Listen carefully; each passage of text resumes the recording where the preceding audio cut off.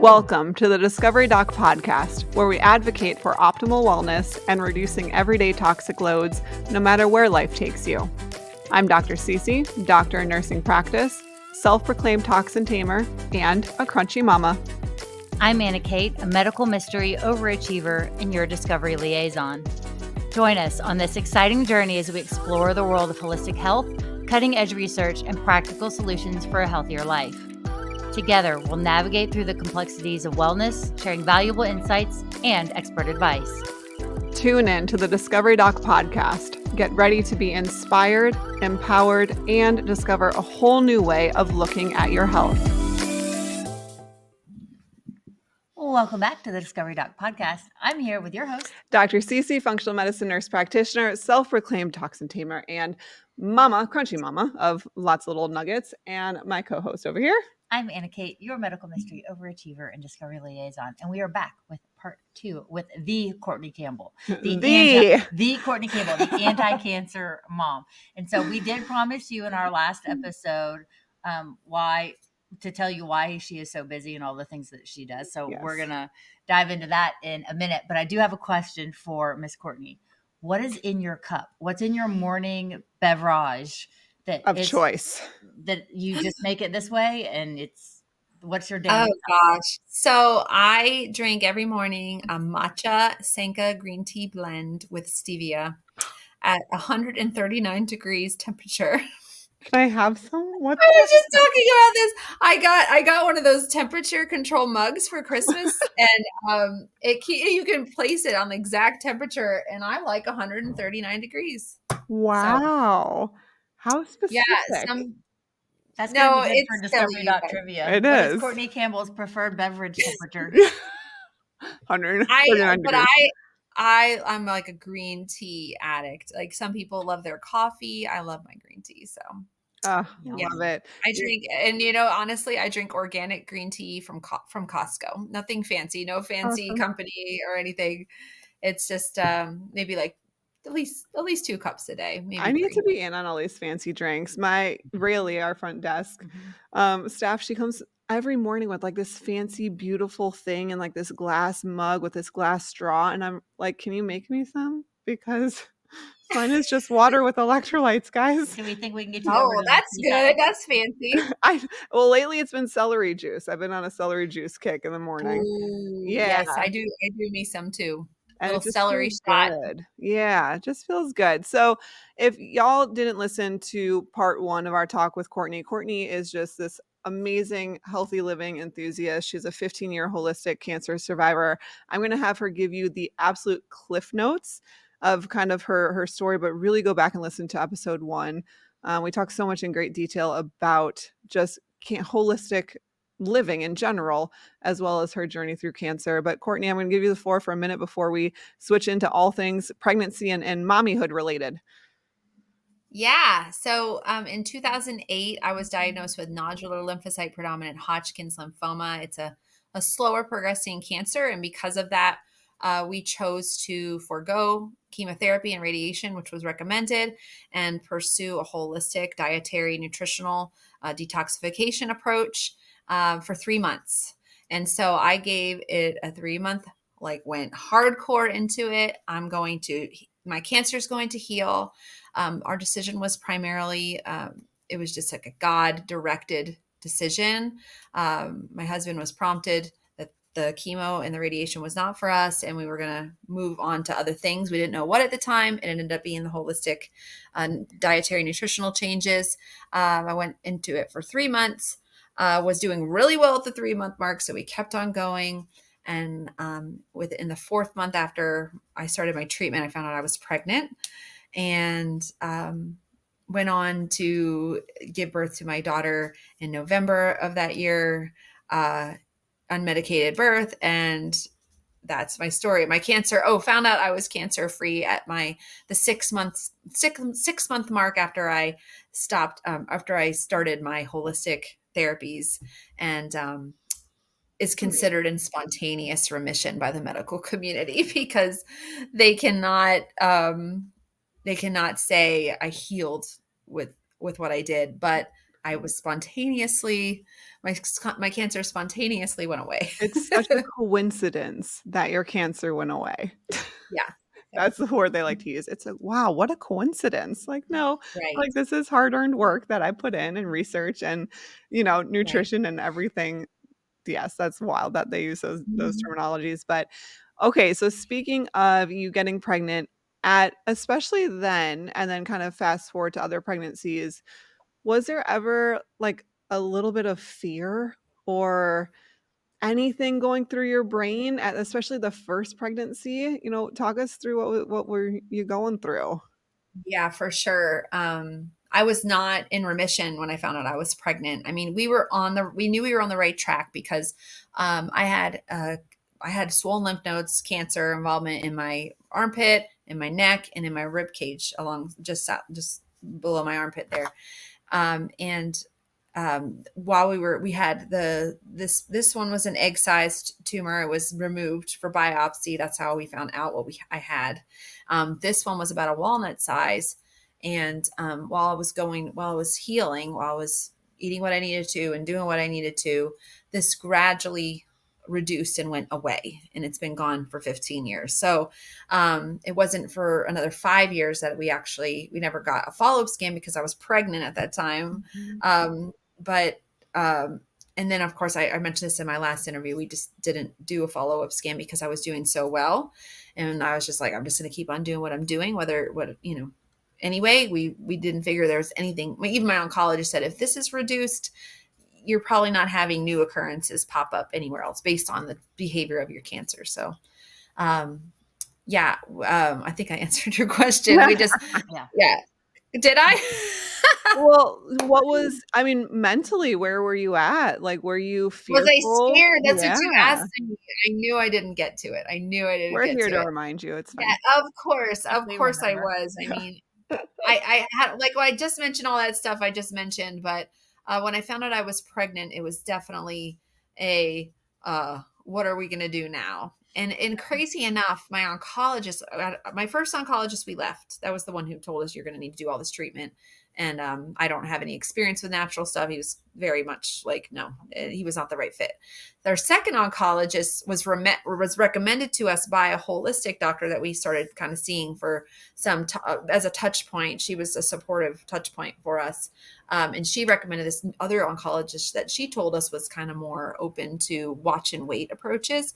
And so we emailed him my medical records, and we actually didn't switch to him until I think it was around Christmas time. So it was 2 months after my diagnosis, or yeah, about 2 months.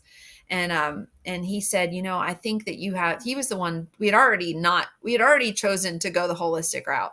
But he was the one to tell us, I think that this is a reasonable track for you to just really monitor carefully. And crazy enough, a month or 2 months later, we saw him, I think like every 3 weeks we saw him, just to like touch point with blood work and monitor. And he felt everything, kind of did a physical exam. And he said, when I found out I was pregnant, we called him, and he talked to us directly. He's like, my wife is actually an OBGYN. Mm, And I was just like, Lord, you know what you're doing. I mhm. felt real comforted by that. And so he said, I'm going to go home tonight. I'm going to talk to her. And so I guess he went home and talked to her, and she said, I think what she's doing, as long as she's, with this type of cancer and the way it behaves, I think she's going to be okay. She'll, I don't even remember what the conversation went like, but it was just nice to have that reassurance from her too. I've Yeah. never been. Yeah. And so that was reassuring to me. And I just knew I was just going to do my best and keep going. That when I had Yeah. morning sickness, I had it for about 6, 7 weeks. That was really challenging because I could not eat the things that I was eating. I mentioned in our last interview, or our last part one, about like the the vegetable smoothies and the juices and the cottage cheese flaxseed oil mixture. It's called the Budwig protocol and I never even said this. The Budwig protocol was created by a German biophysicist named Johanna Budwig, who was a practicing doctor in the 1940s that experimented on these high oxygen fats that are in that cottage cheese Yeah. flaxseed oil mixture. So anyway, just adding that in here. Little But tidbits. and then all that stuff. I couldn't eat it when I had morning sickness. So, yeah, that was a little scary there, but I quickly it was just a few weeks that I was out. Actually, some of the things, the green stuff, I was several, like 2 months. I could not touch anything green. It would make me throw up. But the Budwig mixture, that like kind of yogurty consistency, like settled my stomach. It's weird. Hmm. So yeah, I was able to keep with that. And then my supplements I was able to keep with. I couldn't do the Essiac tea because it's not recommended in pregnancy because it's like a detox tea. Sure. I'm sure, I think of this often of those women who are doing chemo while they're pregnant, and because that's their only option. Or they think it's their only option, or that's all they're given, or they have more severe cancer than I had and they have to do something. Like drinking Essiac tea while I was pregnant would probably not be that big of a deal. Yeah. Would I have done it if I knew it was making a difference? I probably would have, even though I was pregnant, because I was already taking it. It's not like it's like I just would start. But anyway, so those times were scary. But it all seemed to go by really fast, and it really was like, the reason I chose to do holistic cancer therapy in the first place was because I mentioned this in part 1, like hitting that wall of like not being able to have children, like the infertility from the treatment, the cancer treatment was a real possibility. They told me 50 to 70%. And that's why they had me wanting to freeze my eggs and create embryos and freeze them and stuff like that I just didn't feel any peace about. So yeah, to have this pregnancy, I was like, yes, we're going to do this. I think my husband was he was kind of just like, we thought we weren't going to have children for probably 5 years. Mm-hmm. We thought we were going to go to Europe and buy a house to get a dog and all that stuff. So it was probably more scary just to be pregnant, 4 or 5 months after getting married. Well, no, it was a little more than that, 6-7 months. But then it was to get pregnant while I had cancer. I joke, but you guys get what I'm saying. Absolutely. We were shocked by it. We were shocked by it from multiple angles. Yeah. How did that change? So that pregnancy was so close. I mean, you were in the midst of everything. And then what about subsequent pregnancies? How did that change going into other pregnancies where you're further away from your cancer diagnosis, or even you were past that 5-year mark? Because I'm going to pop a little bubble here. Miss Cortney here has 6 children. And so that's why she's so busy. Yes. As you got farther away from where you were cleared, how did that change your prenatal, kind of how you viewed yourself prenatal in that prenatal time frame and things that you implemented in that time frame? Yeah, so after our first was born, we knew we wanted to have some time between her. We were not she was a surprise, a blessing, a spontaneous blessing that we were not expecting at the time. And so we just knew I knew that I wanted to give myself several years of just still staying hardcore on my cancer protocol before we had any more children. And like really, and even after every pregnancy since then, just giving myself like really focusing on my nutrition and doing some detox and doing like a 30-day juicing challenge or whatever it is, these little things that I've done along the line to restore my body of what it was depleted from while I was pregnant. And so we actually got pregnant again 2 years after, a little less than 2 years after my daughter was born. We found out we were really fertile and that like even we learned that even like staying out of the window of what would be fertile windows with natural family planning, that we needed to be even more cautious because our second pregnancy ended up being a blighted ovum, which is a different kind of miscarriage, and that the baby never grows. It's just, but the sac grows. And so that was way outside of my fertile window. I got pregnant with that baby. So I was tracking my fertility signs and everything. It's fun to be able to talk about this on this podcast because I never talk about it on the cancer podcast. Pregnancy so much. So much I've gone through with pregnancy. And then after that pregnancy ended up, that took 6 months to naturally miscarry. And we had a supportive doctor here in Atlanta who let me do that, because most of the time they'll DNC you. Yeah. They'll be like, but he said, watch for signs of infection.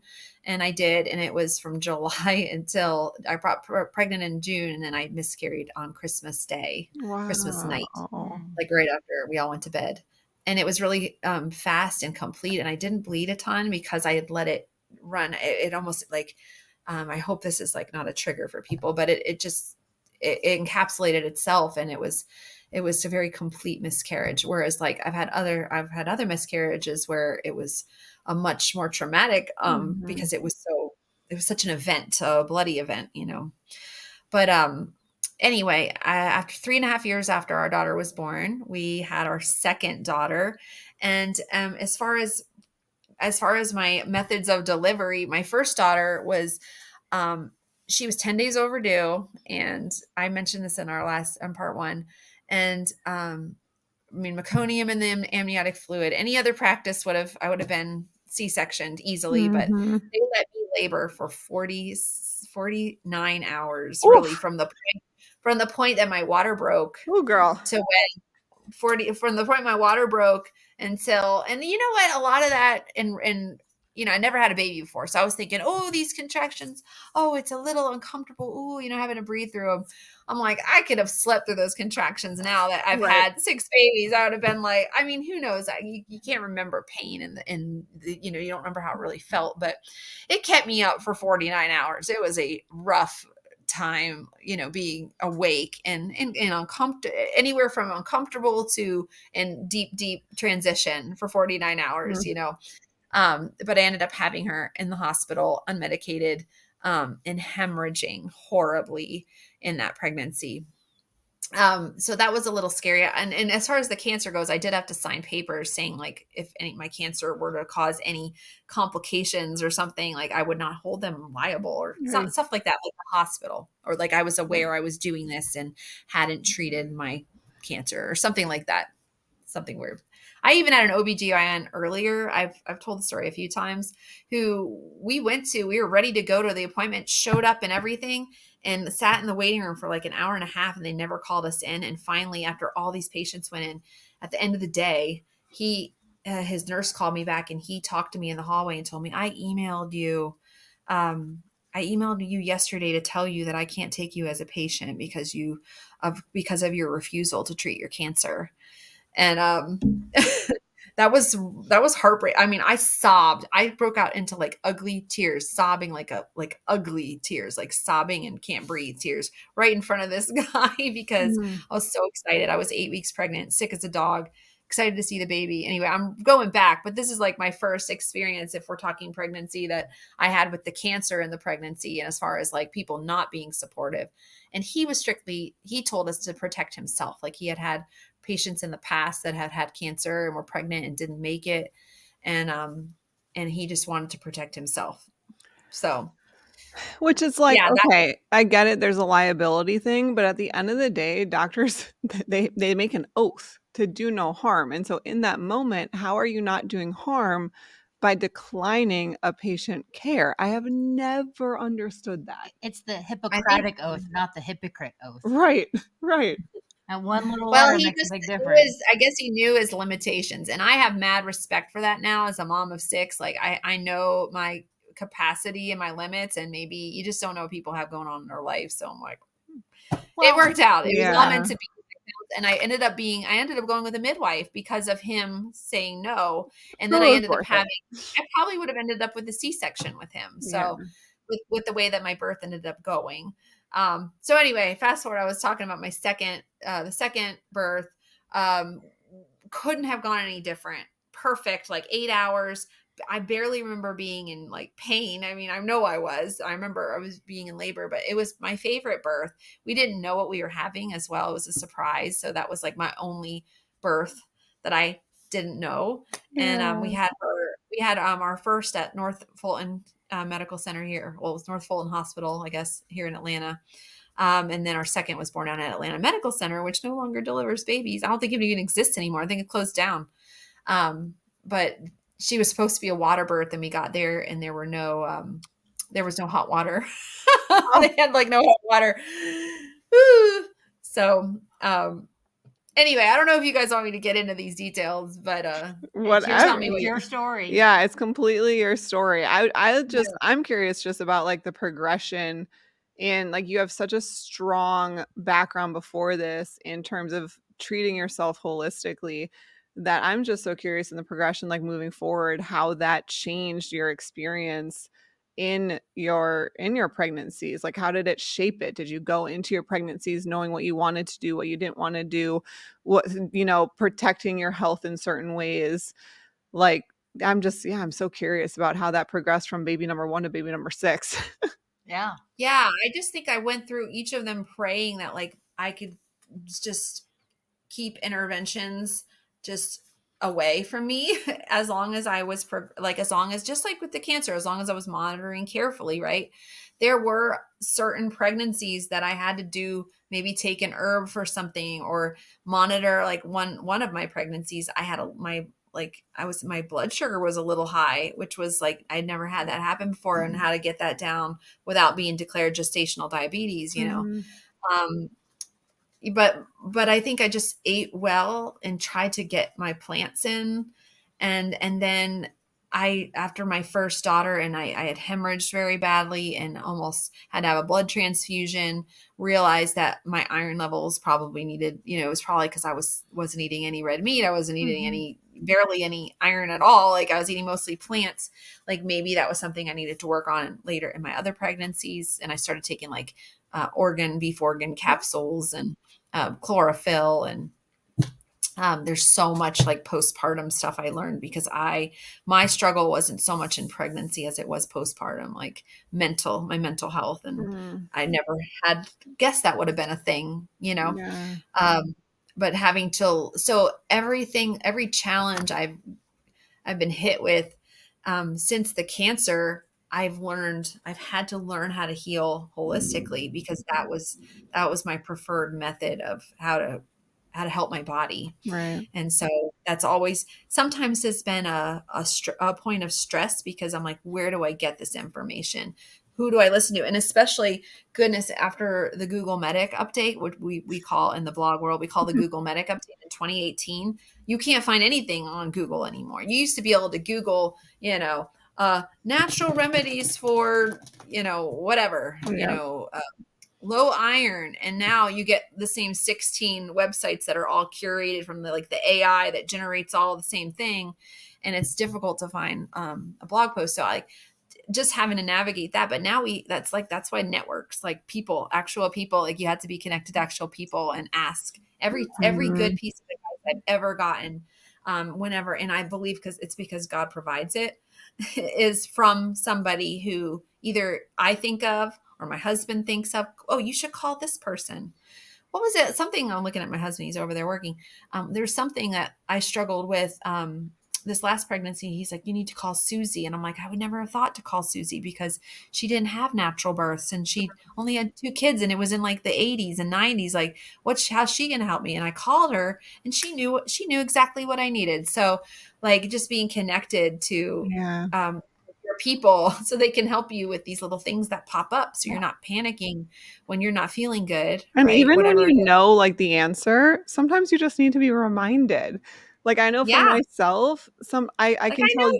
yeah, I can tell you what to do all day, but when it comes to myself, like, I'll go to one of my friends, and she's like, "Why don't you just do this?" And it's, like, the simplest thing or the Oh, simplest supplement, and I'm like, "Oh, yeah, Yeah. you're right." Like, that's exactly right. what I I need. mean, I tell people this all day, but sometimes you need someone to tell you. Yeah. It's true. Was It's there true. anything, you mentioned before that you were on so many supplements when it came to Mhm. treating I'm gonna say treating cancer holistically.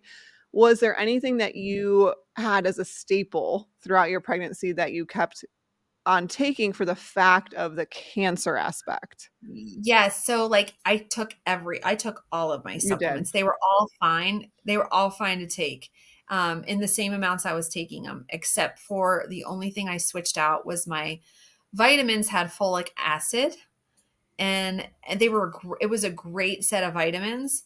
Um, it was Dr. David Williams, like multi-packs that they're just they're pretty affordable for what they are and for how much you get, and the quality of them. It's just they're a reasonable supplement.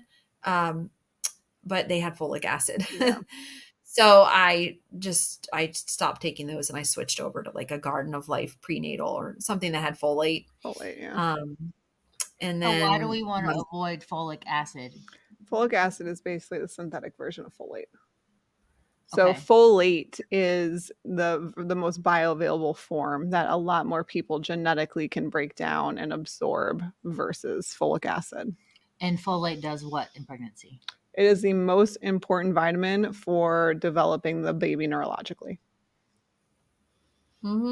Very good. Yes. I'm not telling you very quiz? good. Very good that you shared that. Yeah, good. But I mean, well, but also with women in general, not even, I mean, for the baby, yes, like neural tube defects that's the number one thing that will cause if it's deficient in pregnancy. But for women, you can have extreme fatigue and like just be blah all the time and insomnia and joint pain just from that folate being low also. Good to know. The more you know. Mike's super short show. Stop it. Anyways, so then, okay, that's I love that you shared that because I think so many people get fearful of taking natural supplements during, pregnancy, and I'm not, but a lot of people are because you're right. Like nowadays, when you Google something, all it says is, either ask your healthcare provider, and either they don't have a healthcare provider to ask that is knowledgeable on this stuff, or it says not recommended. And 99% of the time it says not recommended because it's a conventional world in which it's, quote, not studied, but you go to more of the alternative world and there are tons of, studies that say that this thing is safe during pregnancy. So I love that you were encouraged to continue and not fearful to continue and just educated whatever through communities or through yourself or research that you did to empower yourself to continue what you needed to during those pregnancies. It's also like you'll find more experiential information on the yes, more like practical experiential information. Like this is what I've seen work for my patients versus like this is what's been studied. It's just so like robotic. But I wanted to talk about from like my first pregnancy being, or my first delivery being so difficult, and like hemorrhaging and all that, to like the contrast to like the perfect delivery of like my second baby, to encourage moms, anyone who's listening, that your births can be totally different. My third birth was at home after having a successful second birth, unmedicated second birth in the hospital.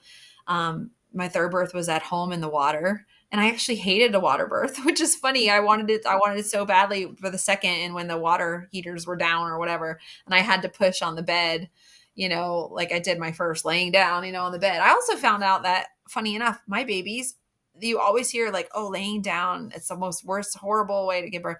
My babies like to be born when I'm laying on my back. We have the same midwife, right? Debbie said it's probably just the way that your pelvis is, like the baby the gravity helps them get underneath that pelvic bone. But like that's something we learned, because the third birth, really, I tore for the first time. I had never tore, and in the water with the optimal position, I tore. And it was a fast and furious birth, 5 hours. So my births went from 49 to 8 to 5, Wow. But all my babies still were overdue by at least a couple of days. They got progressively less overdue, like 10 days overdue, 4 days overdue, 3 days overdue. My fourth baby we didn't have until we took a 4-year break between, we had another miscarriage. That was the one I was mentioning, was a little more like we ended up in the emergency room kind of thing, like a little scarier. And the same situation with the blighted ovum. It glitched. Did you see that? Yeah. Okay. Making sure. So we waited 4 years, swore I'd never have another child. I had pretty severe postpartum depression, which I don't know if we had time. We probably don't, to maybe another episode, but so we did wait 4 years to have another baby as I sorted through sort of what it was like to be a mother of 3. That was what was challenging for me, being a mother of 3. We're also trying to like do all the things with my blog, and we started a nonprofit, Healing Strong. I mentioned it before, and wanting to do all these things, but yet like, wait, oh, I'm a mother. I can't just do whatever I want. I really had to learn that energy was a thing and I didn't have infinite amounts of it. And for me, doing all the things created burnout, anxiety, and then eventually depression from Wow. my chronic anxiety. Yeah. Like that's a huge season of my life that transformed me. I don't talk about it much because I don't know. I don't know if I've completely even wrapped my mind around it to be able to voice. I probably need to go on a podcast and talk about it to really talk it through of what exactly how I got through that and what I see on the other side of that and how I've changed and what it taught me. But we waited 4 years, and then we had our fourth daughter, who was also born at home, and then 2 years later we had our first son. Woo-woo! And yeah, I know it was so crazy. But I see now that 4-year gap where I wrestled with how to cope and how to learn how to cope with anxiety, depression, overwhelm, burnout, motherhood, how to be a mother and a biblical mother, that you just can't phone things in. You have to be present for your children. Like learning that in that 4-year break taught me taught me so that I could handle the next 3, because we ended up having another baby 10 months ago, which is the baby that that's where I met you. You came to our house after the home birth to be the home visit pediatrician, and CeCe was here, and that's how I met her for number 6. And so, so we have 2 sets of 3. We have a big 3 and our little 3 with a 4-year gap in the middle. And that's actually. Do you feel like because for me, it's such, like, I can relate so much to that, and we can go in depth as you're comfortable with, but I know, I mean, I had significant postpartum depression with Ava, and I really attribute it to having to have the C-section and not being able to have bonded with her right away, and also kind of my age, and I didn't do anything to prepare. I got pregnant at 24, was delivered at 25. But I think the other part of it is the balance. And I can so relate to that with 3. There's something about 3 kids that I think it's way more challenging than like 4. I'm like, by this point, I'm like, 4, we got this. I feel way more imbalanced. But with 3, I just think something comes with that where I experienced that as well. And really throughout almost this pregnancy too, which is why I think it triggered some things that I was going through also early in the pregnancy, is that like that balance of work and the discovery doc and 3 kids and like, am I taking away time from my children by doing this over here? And I can't be a biblical mom if I'm not present and I'm choosing to be here in front of you, like doing this podcast with you guys. And that's so real. No matter what you're dealing with as a mom, do you feel like now you have created a better balance or a more consistent balance, even though you have more children? Yeah. Oh, yeah. Big time. But it had to, CeCe, it was so hard. I just had to, God just kept saying, it's got to go. It's got to go. Nope. That too. It's got to go. I had to everything had to go in order for me to truly get to the point where I was like, I just, because my anxiety levels, because my cortisol, everything was just off, because I was just thinking I could do it all. And then fearing, if I don't do it, what's going to happen? If I don't stay up with my blog, I'm going to become obsolete. All this fear. If I don't, start Healing Strong and write this guide, write the participant guide or whatever it was,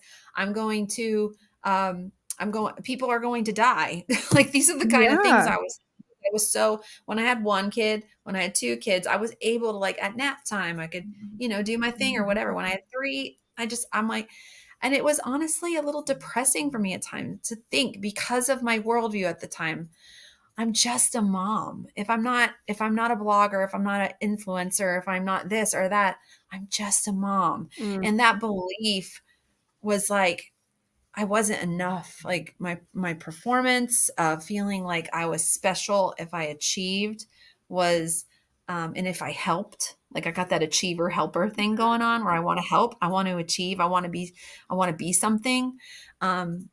but I realized that I brought these 3 children into the world, and I'm their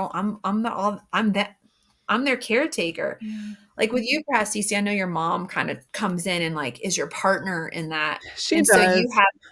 you have that going on to where you can say, okay, when I do this particular thing, my mom's going to come in and like, Yeah. do her grandma thing and like, she could be with the kids in that way, but I'm still their, but you're still their mom. Yeah. You're the mom, and they're honestly, we are who they want. Our kids want us. Like, What did you uh, find yourself getting rid of? So you mentioned, like, the blog and the social yeah, media thing. Was that yeah. the biggest part of what you got rid of, or were there other things I in your had life that to. you got rid of too? Well, there were things I added, and then there were things I had to take away. Like, first things that I started realizing kind of on those really bad anxiety days where I felt like I literally at times, and this lasted, when I say postpartum depression, I'm talking aggravated postpartum depression where it was triggered postpartum, more anxiety, and where I felt like, I don't know if you've ever driven, your car is in like neutral and you got the gas pedal on and your engine's like Mhm. revving and it's so like on, but you're not going anywhere. Yeah. That's how my body felt like when I had that anxiety. I wanted to jump out of my skin because I felt so anxious and my brain could not think clearly, and I was thinking fearful thoughts, Mm. crazy thoughts, like intrusive thoughts, but I wasn't doing anything. I was either just like, I was lying in bed or I was whatever. And that continued because that really was, I don't think I would have had that if I wasn't sitting there nursing my baby 3 days postpartum. Yes, feeling uncomfortable. Yes, feeling hormonal. Yes, it was February and it was dark and gloomy outside, Mhm. but I don't think I would have struggled with it as much if I also weren't thinking, well, I got to get back to that comment or that email, Mm. or I want to start writing that course I want to put out again, or whatever it was. Like I wasn't able to shut my mind down. If I don't, it was a lot of like, if I don't help this person who emailed me at the time, I had like you could message me from my blog. So like some of the practical ways after like a year and a half of struggling with this, because when my daughter was 16 months, I had this is my third daughter Mhm. between number 3 and number 4, the 4-year gap. At 16, when she was 16 months, it just progressively got worse to the point, and with any progression of any mental problem or emotional or burnout or whatever, it kind of progresses like this. Like, Yeah.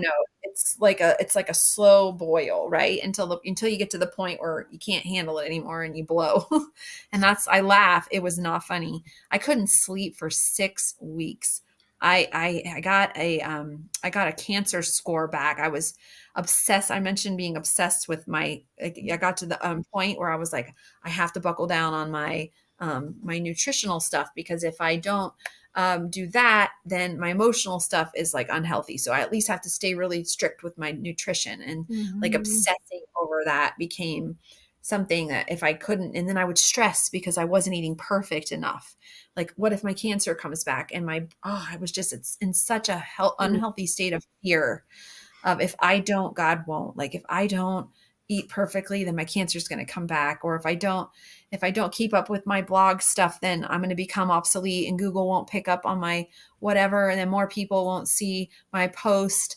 And, this is the kind of stuff that I stressed over. So Yeah. I don't know if this is relevant, but it was at the time because I was so passionate, and I still am passionate about holistic cancer stuff. But I recognize, and I still get at an unhealthy, every now and then I'll be like, I'm spending a little too much time focusing on um, this part that's, on my blog or on Instagram or Yeah. whatever. Like, and I feel it, like, Wow. psychologically, I get a little weird, right? Like a Mhm. little bit frazzled, irritated. It usually starts for me like being irritated, being moody, being short.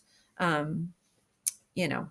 Now I will say, there's a lot of simple things you can do. For me, the things that had to go, like being in contact with anybody directly, had to go. So I Mm. removed all my messaging, things that people could get in contact with me.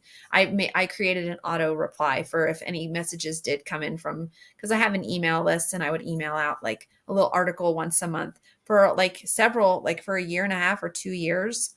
I had to stop that too. Like Mhm. stop my email list, stop blogging, very minimal social media, like reading or writing on social media, because reading also kind of would either trigger ideas or like I'm like, oh, I Right. gotta write something, or it would like I would feel like I'm falling behind, I'm becoming obsolete, and everybody else is doing what I know I can do way better, or or I can just do it at all, and Yeah. just feeling like I need to be present and available for people. And yet I have these three little girls that are like, Mommy, you're all I have. Yeah. We don't have anybody else that we have around. And yet I was like giving my first fruits every morning. I would get up early and I would do my blog stuff. And then I would kind of feel overstimulated from Mhm. all the cancer stuff. It's heavy. And then I would go into the day and I would just kind of be like, all right, when like I felt like I was getting taking care of my children, but all I could wait for was nap time. Cause then at nap time, I You could could go get back more doing, done. yeah, I Yes. could get more done. And so everything had to go. And so over the course of like 3 or 4 years, everything, even my blog, it's even today, it's like totally outdated. I Yeah. just stopped paying it any attention because it was like an idol for me. It was This a, is so wild to hear because I can yeah, so deeply relate to this. So I know you deeply. can. Like, I know so every deeply. person, every mom that's trying to hustle out there on the internet and do their Instagram stuff and you watch them, every one of them feels this Yeah. because it is very addicting to know that you can put out what you are already passionate about and yet grow a business or grow a Yeah. consulting or whatever. And in your case, this is like your passion. This is what you went to school for. Like you have a practice and you really do help people get better. And so it's just hard to balance that with these little people that are like, you know, mom. Yeah. But I do think you can balance. You have to recognize like when you'll just know, you'll know. And if you're praying and you're saying, God, just please make sure you're directing my steps. I find that it has been hard to balance completely. I always go a little bit too much into it and then I have to pull back again. Mhm. Yeah.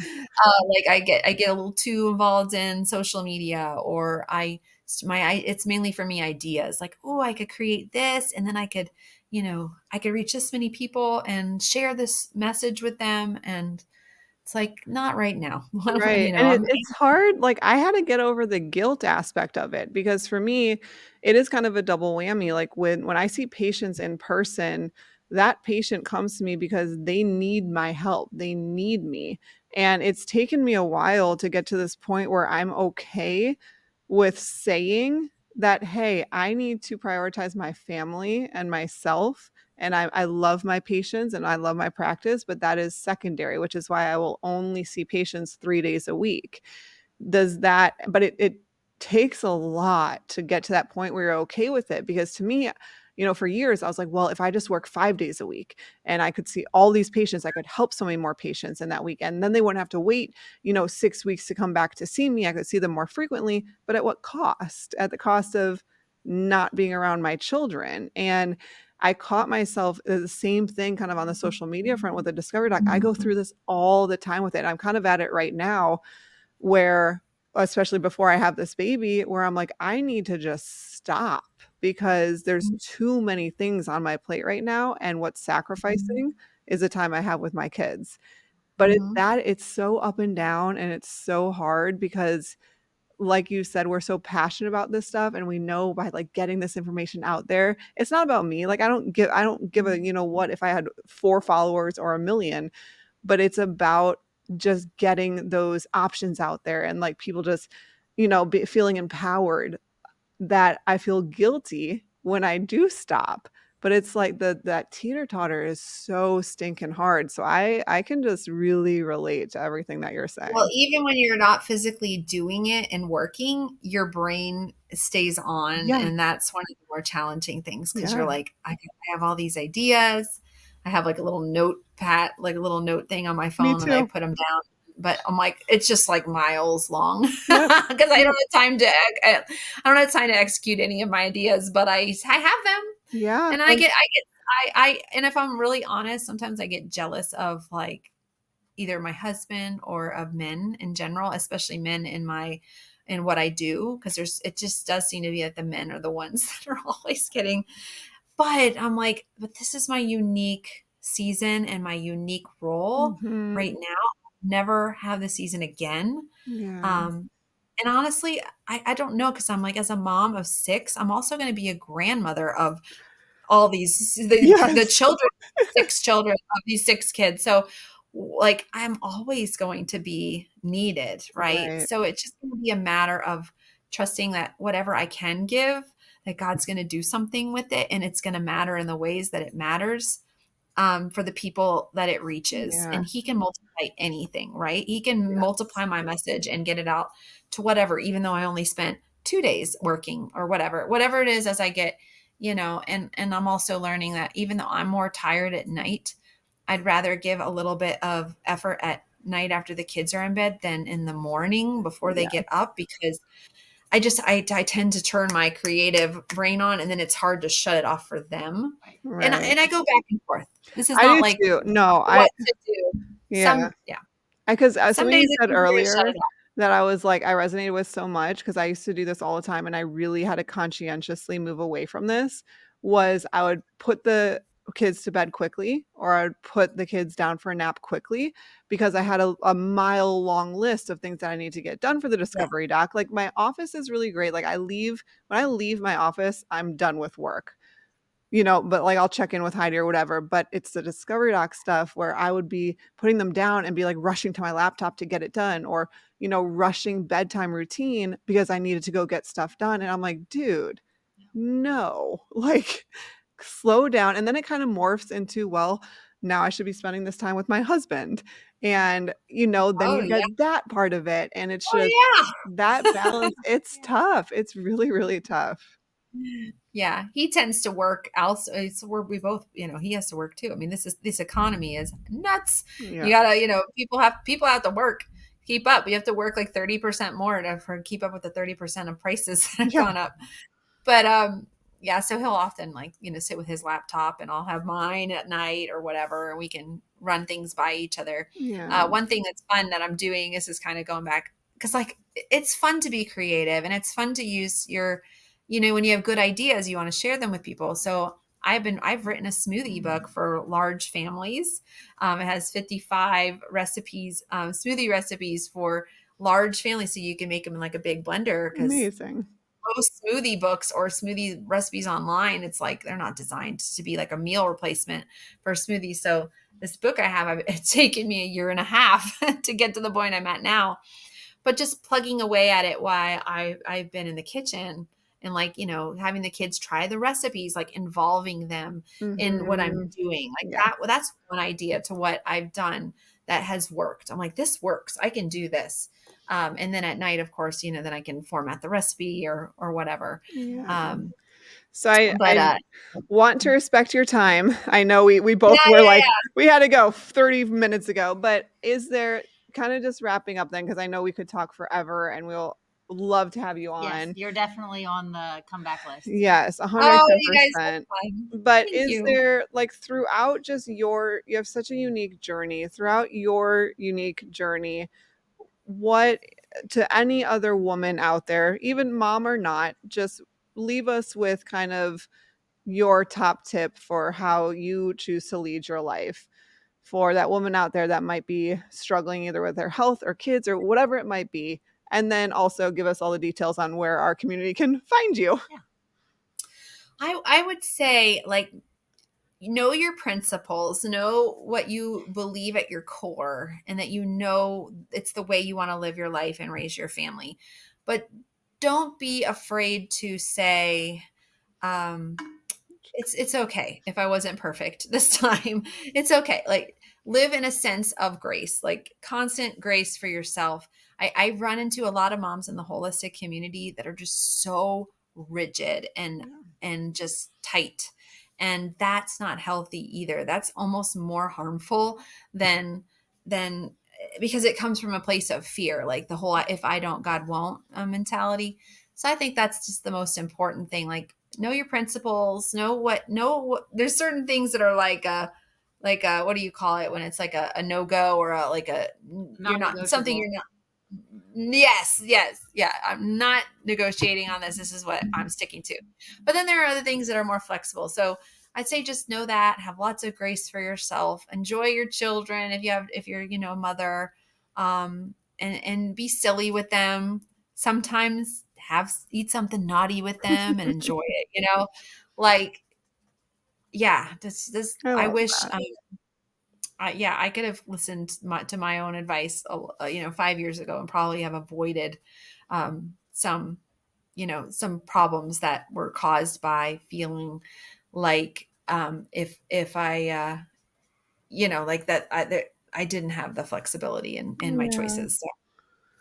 Well, I love that. Thank you for sharing all of these very, very intimate and personal details about your life. I just think that you are such a light, and you throughout this, I'm just such a firm believer that everybody's journey is for a reason, right? And here you are balancing being a mom of 6, but also spreading that light for, all these other people, and building all these amazing communities for cancer, survivors, but also people who are going through cancer currently. Yeah. And that is it's so invaluable. So thank you for what you're doing and for what you're sharing.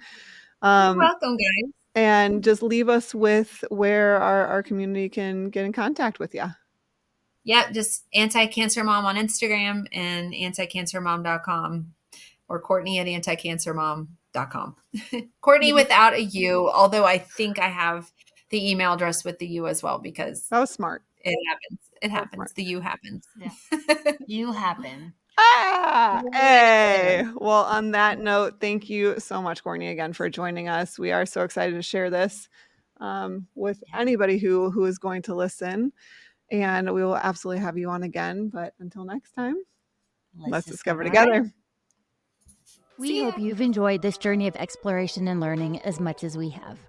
Before you go, we have a special request for you, our beloved discoverers. We'd be thrilled if you could show your support in a few easy steps.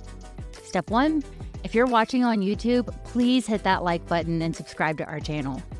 Don't forget to ring that notification bell so you never miss a moment of discovery.